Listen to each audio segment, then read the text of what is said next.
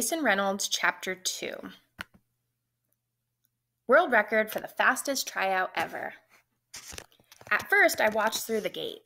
I was going to keep moving, but then I saw that there were other people down closer to the track, hanging out watching the practice, like moms and stuff. So I joined them. Well, I didn't sit with them because that would have been weird, but I grabbed a seat on one of the other benches. My school didn't have a track team, not that I would have tried out for it if it did. I was more into basketball. That was my sport, even though I had never really played. Sometimes on my walk home, I would stop at the court and see if I could get a pickup game. But no one ever picked me, mainly because the old heads didn't like running with kids my age. But I always had this feeling that if I could just get on, I'd be the next LeBron. But I never wanted to be the next whoever the most famous runner is. I never even thought about it. I looked in the world records book and it says some dude named Usain Bolt is the fastest, but I had never heard of him. My dad never watched running on TV. Are there even any famous runners? Like, seriously? I never heard of none, but judging from the way these kids were stretching and jumping around the track, some of them probably had. Okay, let's get some high knees, the coach was commanding. He was short and bald, but I could tell that his baldy didn't come from all of his hair falling out. He was one of those guys who shaved it. Actually, he was one of those guys who shaved all the hair off his face except for his eyebrows, which wasn't a good look. He looked like a turtle with a chipped tooth, wearing a hoop earring and a black whistle around his neck. Up, up, up! There were boys and girls, around my age, everybody dressed in shorts and t-shirts, holding their arms out in front of them, doing a jump march kind of thing, slapping their knees to their hands. Come on, Sonny! It's only the second day of practice and you're already slacking, the coach barked at the tallest boy out there. He was holding a clipboard and smacked it against his leg. Get him up! I sat with my feet spread apart so I could spit the sunflower seed shells on the ground between them. The salt was making me so thirsty, but I just couldn't stop eating them. On the track, the knee-high things were followed by jumping jacks and some warm-up laps around the track, which seemed like a really bad idea to me. I mean, why would you run to warm up? You'd be tired before it's even time to race, duh. Then all of the runners gathered around the turtle-faced coach. Listen up, he said. If you're on this track, you have either already been part of the defenders or you've been recruited to be part of the defenders. He was talking to them like they had just joined the army or something. I'm sure you all know what that means, but in case you don't, it means that you are part of one of the best youth teams in the city. We are the people the top high schools come to for talent. And if you go to a good high school and you do well on a good team, guess what?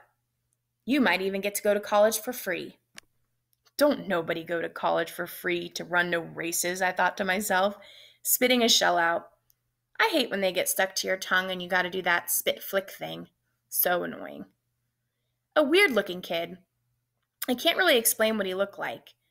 Well, let me try. You know how I said Mr. Charles looked like James Brown if James Brown was white? Well, this kid looked like a white boy if a white boy was black. Wait, that doesn't make sense. Let me start over. His skin was white, like the color white, and his hair was light brown, but his face looked like a black person's, like God forgot to put the brown in him. Wait, is that like Mr. Charles or not? Forget it. Anyway, the boy raised his hand. Yes, Lou, the coach said. Is it true you ran in the Olympics? The kid asked. Is it true that you didn't? The coach shot back, playing him out. The boy called Lou stood there like he had just got slapped in the face by one of Charlotte Lee's rubber ducks, like he didn't know what to do. He stammered, not sure of what to say. Don't worry about what I've done. Worry about what you want to do. If you stick with me, I can get you there. The coach wiped spit from the corners of his mouth. Now, he said, looking at his roll sheet. Let's see what we could do with you newbies. Lou, Patina, Sonny, on the line. The three newbies hustled down to the other end of the track. Lou, you're up first. 100-meter on the whistle, the coach directed. The weird-looking dude, Lou, was decked out in the flyest gear. fresh Nike running shoes, and a full-body skin-tight suit, like a superhero. He wore a headband and a gold chain around his neck, and a diamond glinted in each ear. All the other runners stood off to the side as the coach put the whistle in his mouth. He held a stopwatch in the other hand. "Ready?" he said through his teeth. Then came the short squeak. And Lou took off. It was quick. This kid was really fast. And when he got to the end of the straightaway, a woman who was sitting on a bench on the other side of the track jumped up and squealed and clapped like this dude was some kind of celebrity or something. I was impressed. Not enough to clap. Really, I was just happy something unboring was finally happening, but definitely impressed enough to stop sorting seeds in my mouth until he was done. "Nice job," the coach said as Lou trotted back over to the side like a pro. Like this was no big deal and he knew it. He glanced over at me. I spit shells on the ground. The coach also called out a time and scribbled it down, but I didn't catch it. Next up was the big, goofy-looking kid the coach called Sonny. He was the one getting yelled at when I first got there about not kicking his legs up high enough in the warm-up. To be honest, he didn't look like he could even walk in a straight line, so I figured this was going to be pretty funny.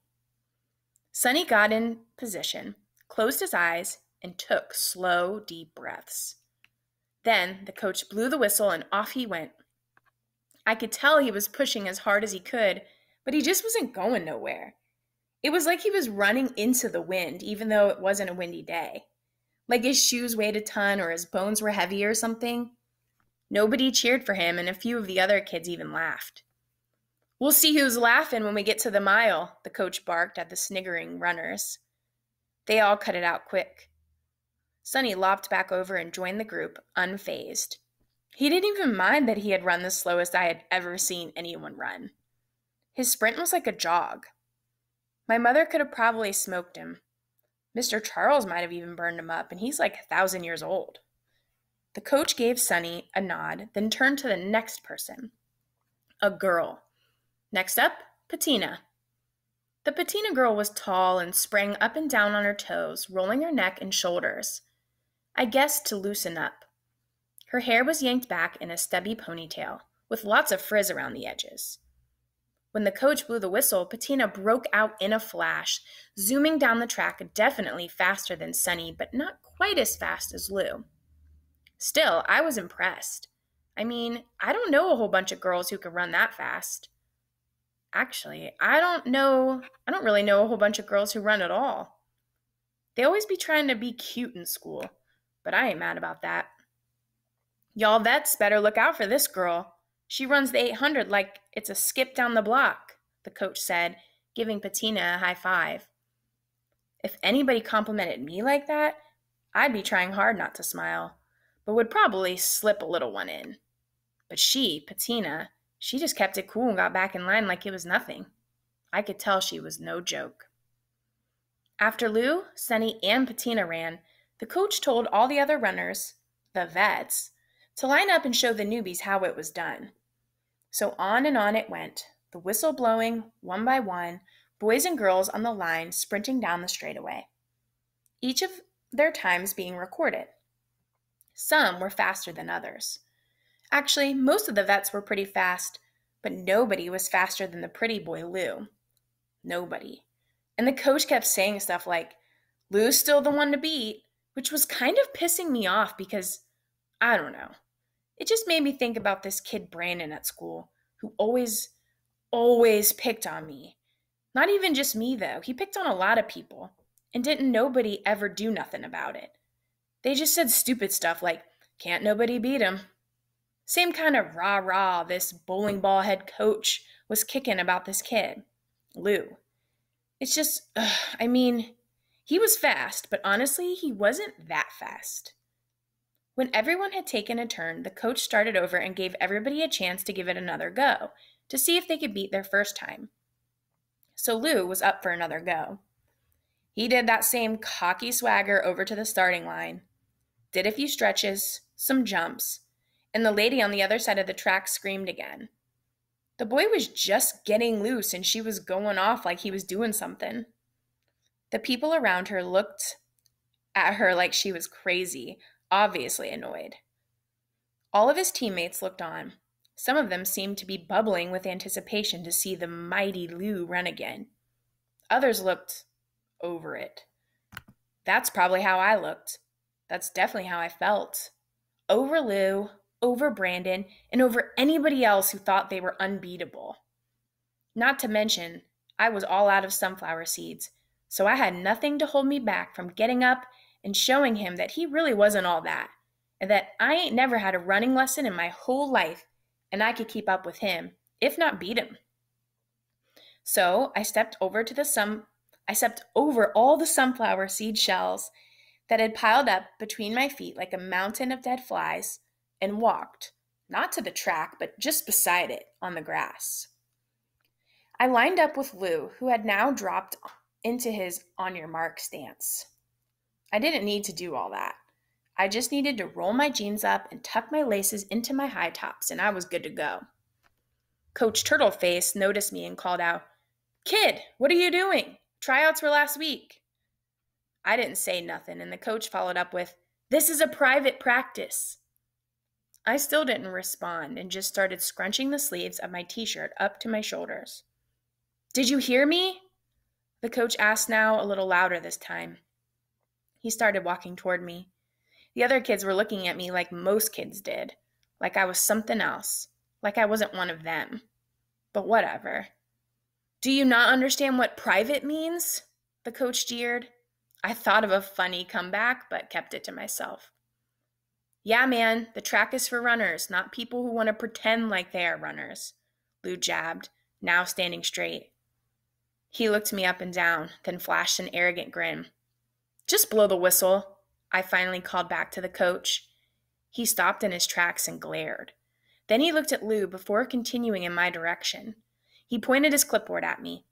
"Listen, you get one run, hear me? After this, I don't want to see you around here no more," he threatened. "This is serious business, you understand?" I gave him the whatever face and nodded. He pointed his stupid clipboard at me again, like I was scared of that. Please. Then, as the coach headed back to the finish line, Lou shook his head at me and growled, "Hope you ready to get smoked." This time I said it, whatever, and gave him my best ice grill to make sure he knew he didn't scare me. And he didn't. We were just running, not fighting, so why should I be frightened by some milk-faced running boy? Now, back on the other end of the track, the coach yelled out, "On your mark?" Lou dropped down on all fours again. I just put my right foot forward. "Get set." Lou put his butt in the air. I leaned in. Then, I wish I could tell you what I was thinking, but I can't. I probably wasn't thinking nothing, just moving. Man, were my legs going. I pumped and pushed, my ankles loose and wobbly in my sneakers, my jeans stiff and hot, the whole time seeing Lou out of the corner of my eye like a white blur. And then it was over. And everybody watching, all the other runners, clapped and hooted, pointing at us both.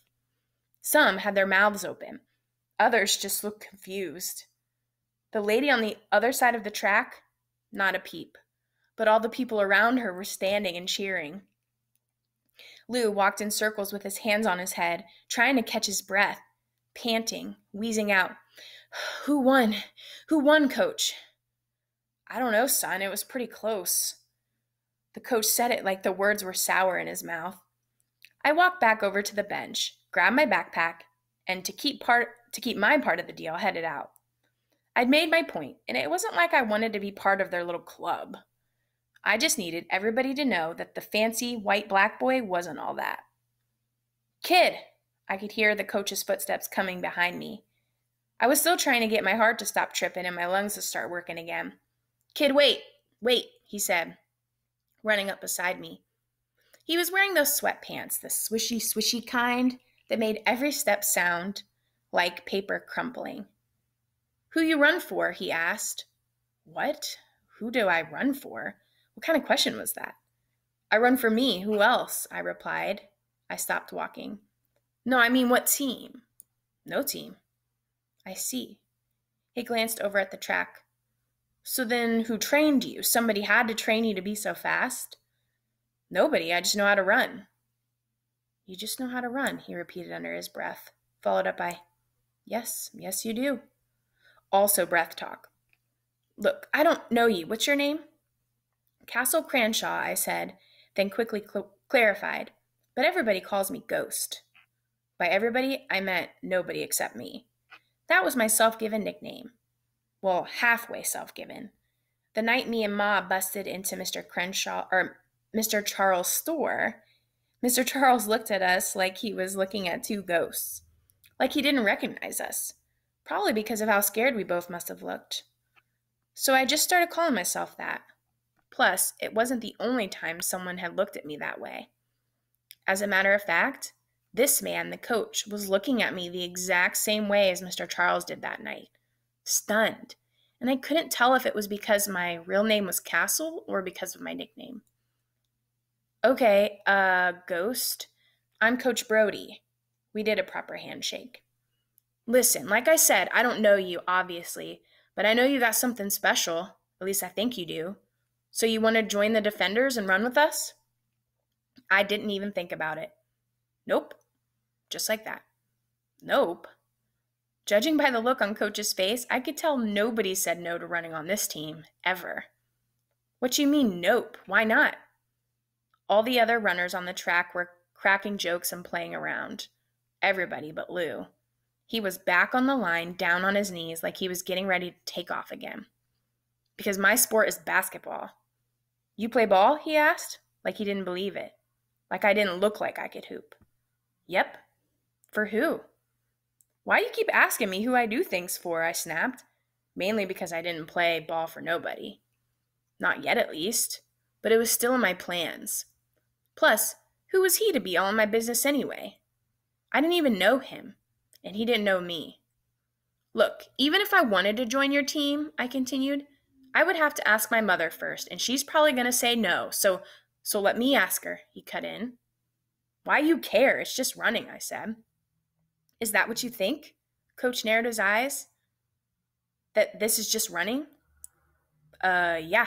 I mean, what else is there? Ready, set, go, run, the end, I said like a robot. Coach let out a hearty laugh, the kind that sounds fake. Nobody really laughs that hard and that loud without bending over like it hurts. We'll get to that, Coach said, cutting his laugh off instantly. Like I said, fake. For now, let's focus on the task at hand. If your mom says it's cool, will you join? Man, I told you, I play ball. Coach sized me up, biting down on his bottom lip. Okay, I'll tell you what. Basketball's your sport? Cool.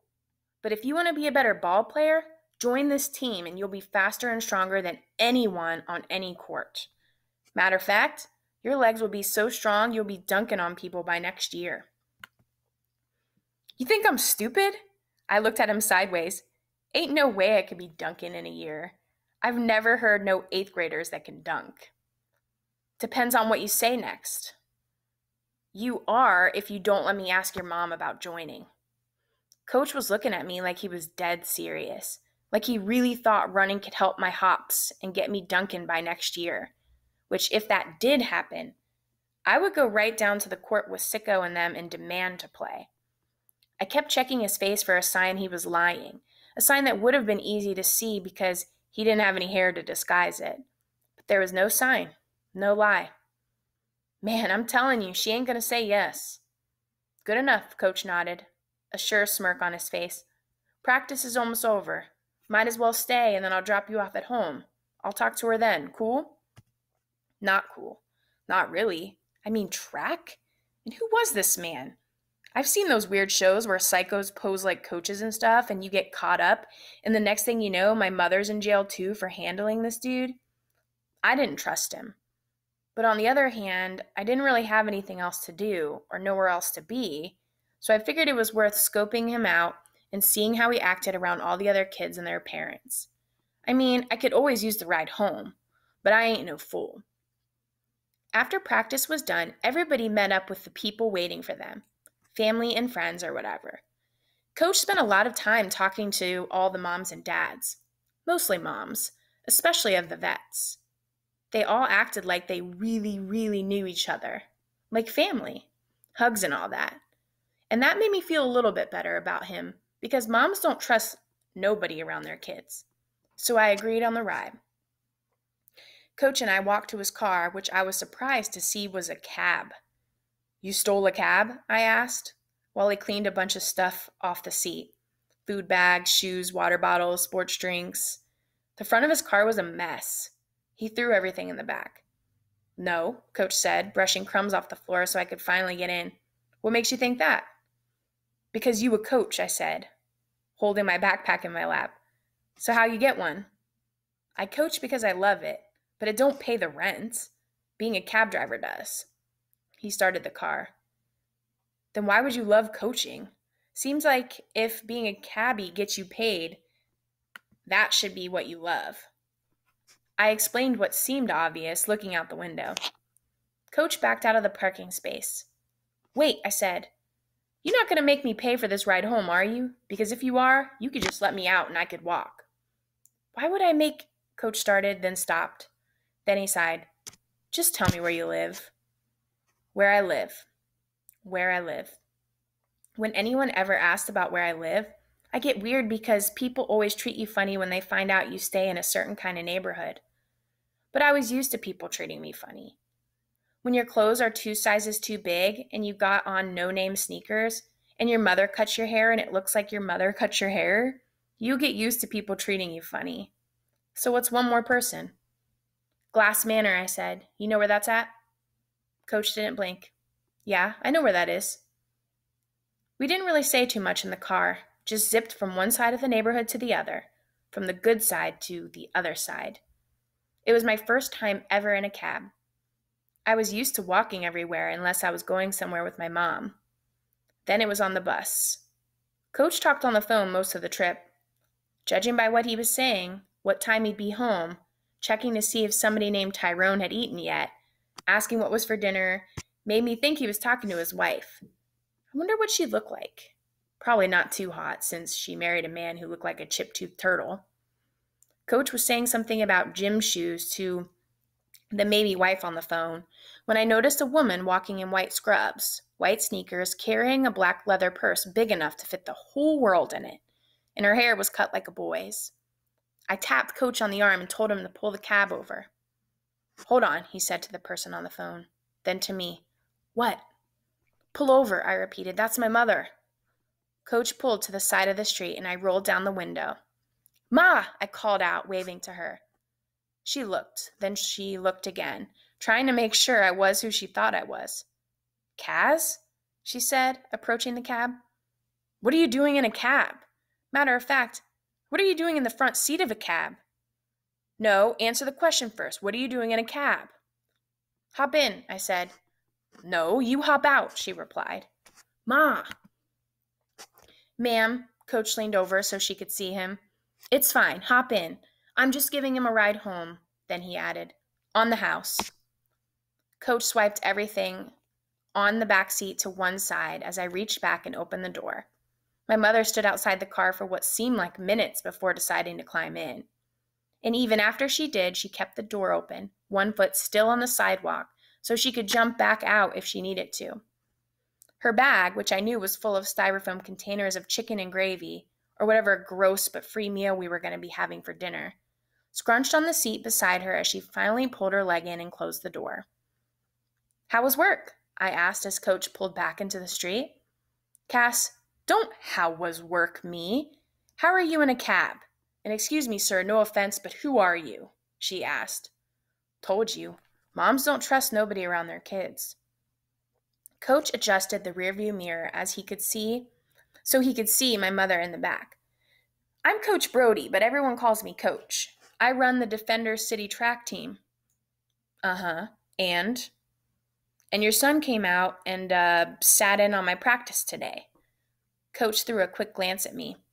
"Did you know he could run?" Did I know he could run? She was sitting directly behind me, but I could still feel the heat of her eyes burning through the headrest, scorching the back of my neck. "Yeah, he can run, like really run." My mother just sort of grunted. I knew better than to say anything or to even turn around and look back at her. I just said to Coach, "Make this left," when we got close to the street. Coach made the left and continued, and I think he's got potential. With the proper coaching, he could be a serious problem. I felt like I had seen this in every single sports movie I had ever watched. All of them. Ma'am, your son has potential. If this went like the movies, I was either going to score the game winning touchdown, which is impossible in track, or die. Sir, I appreciate that, but let me tell you something. Kaz already is a serious problem, my mom explained. And right now, he needs to focus on school, not sports. Right here, I murmured to let Coach know where to stop and let us out. I figured there was no reason to drag the conversation out. It went exactly like I thought it would. So I wasn't really even mad about it. He cut his blinker on, pulled over, and put the car in park. Listen, Coach turned around to look my mother in the face. I totally get that. But what if I made you a deal? He went on. If he messes up in school, one time, he's off the team. One time, I squawked. One time. Coach held his hand out to my mother. I kept my eyes forward until I heard her exhale the breath of a long day. You're going to get him home every day? She asked. Yes. What about his homework? It'll be done. He sounded pretty confident for not even knowing me like that. Coach gave us both one of his cards. I put mine in my backpack while Ma gazed at hers, making sure everything was legit. Then she let out another big sigh, this time probably the breath of a worried mom. Well, at least I know where he'll be after school, she gave in. And that was it. Just like that, for the first time in my whole life, I was on a team.